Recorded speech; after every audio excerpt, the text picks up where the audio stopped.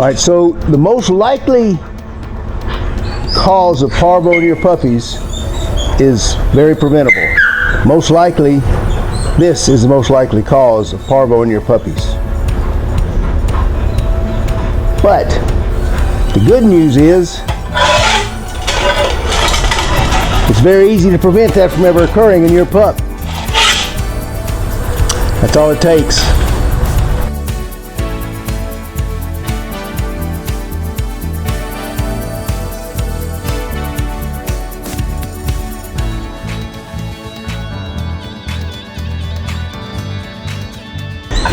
Okay, so we all know the most. Hey, Louie. Pardon me, I got someone trying to hog the mic here. We all know the most effective way to prevent parvo from ever occurring is vaccination. See your vet, get those shots. Get those shots. Nothing more important. Well, I take that back. There's one thing as important. That's keeping the source of the parvo disease away from your dog. And as I've already said, it ain't hard. You know, they say parvo is an airborne disease. Well, sorta, but not quite. Let me explain that part to you as well, about the true facts on an airborne disease.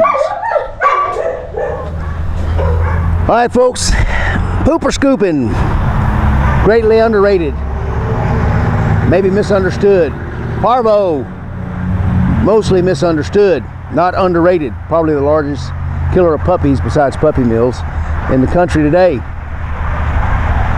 So we're gonna give you a little brief history of parvo, and then we're gonna give you the #1 prevention form you can do to keep your puppy happy and healthy. First, you need to understand something. It's a virus. That means there's an incubation period from the day you get it to the day you show signs. So you're buying a puppy from a breeder, and in that form, you think, oh, he's responsible. He requires me to have a vet check within 48 hours or the first week, something like that, and because he's got a health guarantee and he wants to make sure the puppy's healthy. Oh, that's so nice of him. Well, guess what?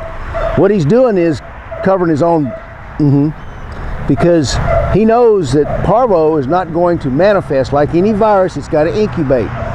That incubation period is 7 to 10 days. Some people say up to 14, depending on your dog's immune system.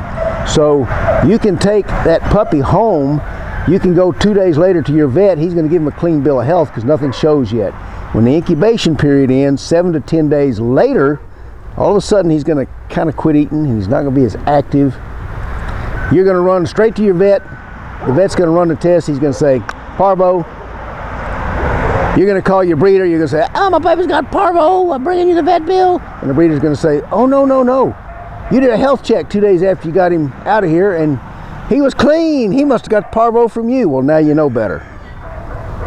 So, how do you keep him from getting it in your house, in your yard?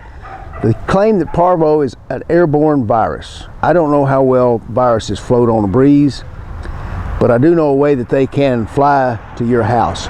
And the main culprit every time is what you saw in that kennel back there, the poop on the ground. You gotta scoop the poop, because here's the way I believe parvovirus gets transmitted across yards and areas all over.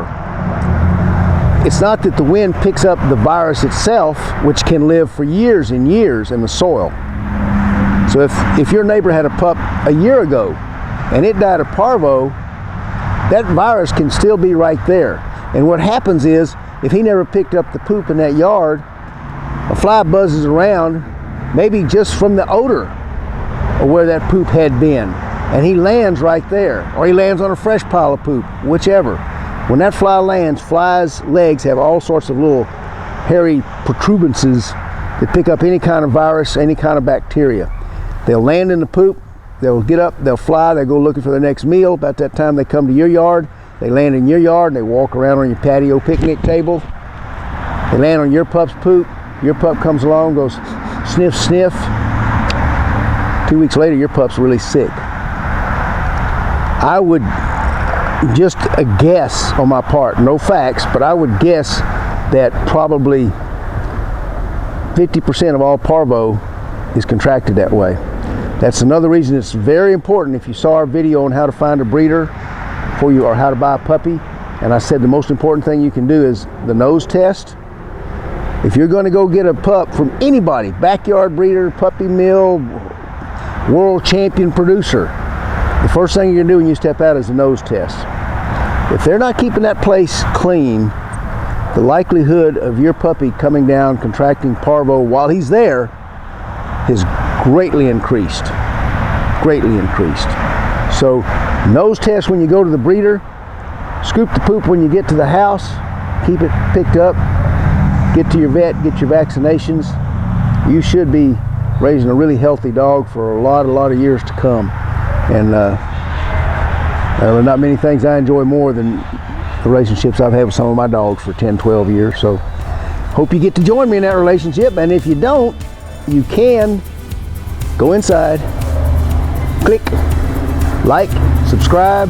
We're going to give you all the tips we can for next spring, for this spring, on how to raise a puppy healthy and happy. So subscribe so you learn when we're putting up our videos.